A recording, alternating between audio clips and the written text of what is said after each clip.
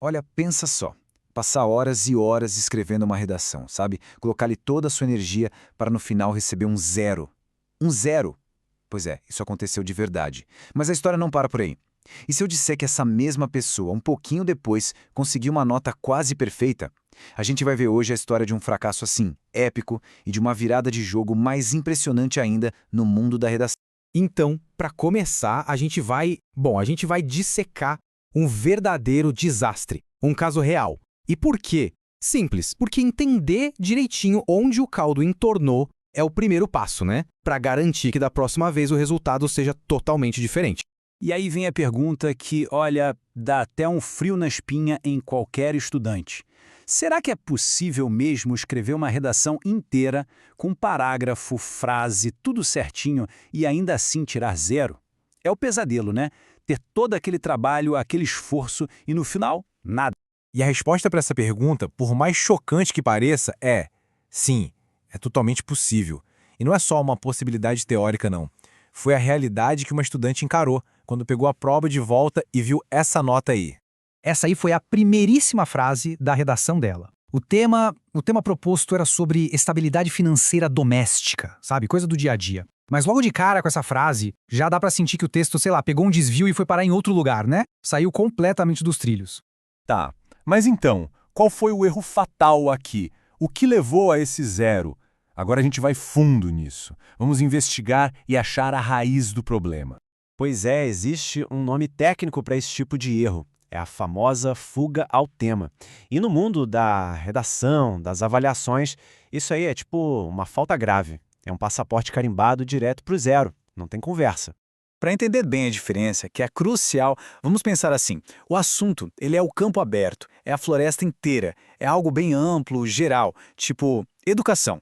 Agora, o tema é um recorte específico, é uma trilha bem demarcada dentro dessa floresta. Por exemplo, desafios para a inclusão digital dos idosos no Brasil. A nota vai depender de quão bem a pessoa segue essa trilha, sem se perder pelo caminho.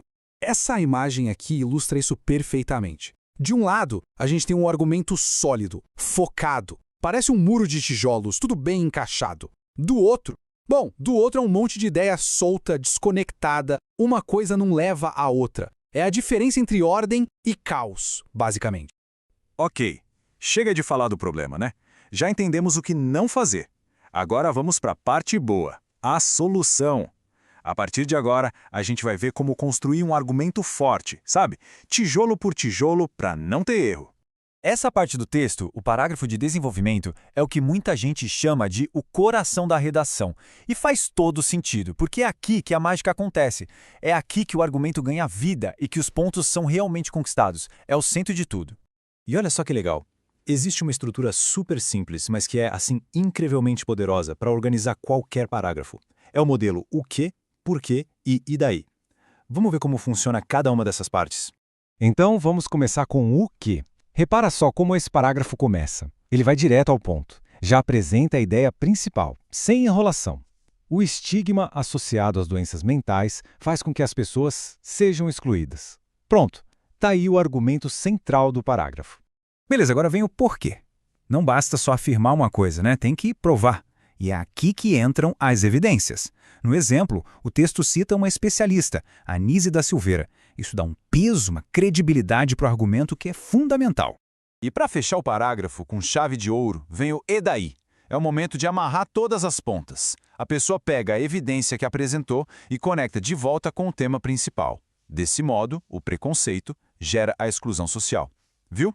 Tudo se encaixa. O argumento fica redondo, completo. Ok, agora que a gente já tem essas ferramentas na mão, vamos voltar para a nossa estudante do começo, porque chegou a hora da virada de jogo dela. Ela ganhou uma segunda chance. E o tema era quase o mesmo. No nível da economia doméstica, o que pode ser feito? Imagina a pressão, né? A pergunta que não quer calar era: será que ela cometeria o mesmo erro de novo? Mas olha só a diferença. Que coisa! A nova introdução dela foi essa. Totalmente diferente. Nada de ideia vaga, de generalização. Dessa vez, o texto mergulha direto no tema. É focado, é relevante, o tom já é outro, completamente. E o resultado? De 0 para 19,5 de 20. quase a nota máxima. E tudo isso por quê?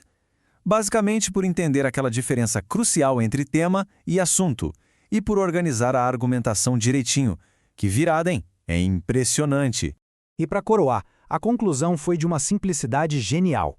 Ela usou aquele velho ditado: de grão em grão, a galinha enche o papo. Uma frase que resumiu, de forma perfeita, todo o argumento dela sobre a importância dos pequenos hábitos financeiros no dia a dia. Então fica a pergunta, né? Qual é esse grão de conhecimento que pode fazer toda a diferença na hora de construir um argumento forte? Essa história toda mostra que o grande segredo é o foco. É saber a diferença entre o todo e a parte. Então, da próxima vez que alguém for escrever, talvez valha a pena se perguntar: eu estou perdido na floresta ou estou seguindo a trilha?